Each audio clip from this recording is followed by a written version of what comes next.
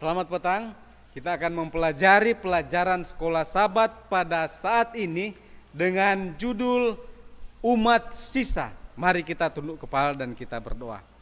Bapa di sorga, urapi hambamu dengan kuasa Roh Kudus Tuhan supaya boleh menyampaikan kebenaran firman Tuhan seturut dengan kehendak Tuhan saja, menguatkan iman kami sebagai umat-umat Tuhan, ampun dosa kami dalam nama Yesus Juru Selamat kami. Amin.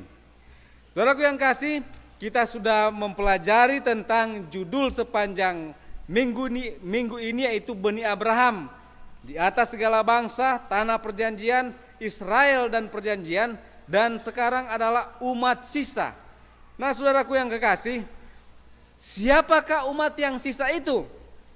Kalau kita mempelajari pelajaran sekolah Sabat kita, di dalam Yesaya 4 ayat 3, di sana ada yang tertinggal di Sion, tersisa di Yerusalem, mereka akan disebut kudus. Kemudian Mika 4 ayat 6 dan 7, yang tersisa. Dan Sakaria 3 dan Sefanya 3 ayat 12 dan 13, yang tersisa dari Israel tidak melakukan kesalahan, tidak berdusta dan tidak menipu. Saudaraku yang kekasih, walaupun rencana Allah bagi bangsa Israel kuno dirusak oleh karena pelanggaran, rencana itu tidak pernah sepenuhnya gagal.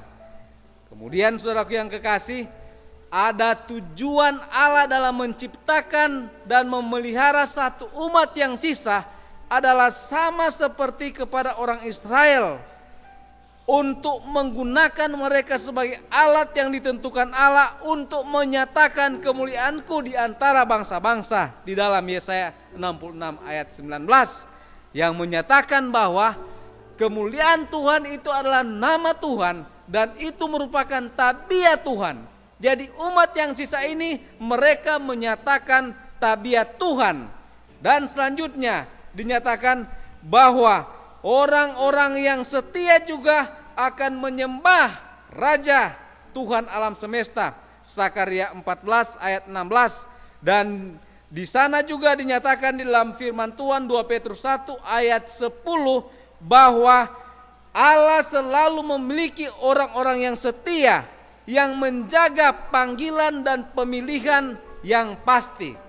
Seperti dinyatakan di dalam 1 Raja-Raja 19 ayat 14 sampai 18 bahwa walaupun di tengah-tengah bangsa Israel yang pada waktu itu menyembah berhala ada umat-umat yang sisa, ada 7.000 orang yang tidak pernah berbakti kepada Allah lain atau menyembah berhala. Nah, saudaraku yang kekasih, di dalam Yohanes pasal 10 ayat 27 dan 28, di sana dinyatakan atau Yesus menyatakan bahwa ada domba-domba lain yang di luar dari kandang. Jadi sebenarnya siapa kandang itu? Siapa umat yang sisa? Umat yang sisa adalah mereka yang disebutkan dalam Wahyu 12 ayat 17, menuruti hukum-hukum Allah dan memiliki kesaksian Yesus. Dan saudaraku yang kasih, ciri yang di zaman akhir adalah satu-satunya gereja Masehi Advent hari ke-7. Dan kita tidak menganggap bahwa orang di luar gereja Advent itu tidak benar. Tidak, kita tidak menghakimi mereka, kita tidak memusuhi mereka. Karena hamba Tuhan menyatakan bahwa ada permata-permata Tuhan atau ada umat-umat Tuhan di gereja manapun, di gereja Katolik atau di gereja Protestan, mungkin ada di Muslim, tetapi kita percaya bahwa satu kali kelak semua akan dikumpulkan. Mereka yang sungguh-sungguh dengan setia, rendah hati, mempelajari kebenaran firman Tuhan, maka mereka akan bergabung menjadi umat yang sisa. Saudaraku yang kekasih, tetapi di sini ada satu cerita, yaitu seorang wanita yang meninggalkan kekristenan sepenuhnya. Penyebabnya adalah karena dia lemah karena dosa. Kemudian dia murtad dan kemunafikan yang dia lihat di dalam gereja lokalnya.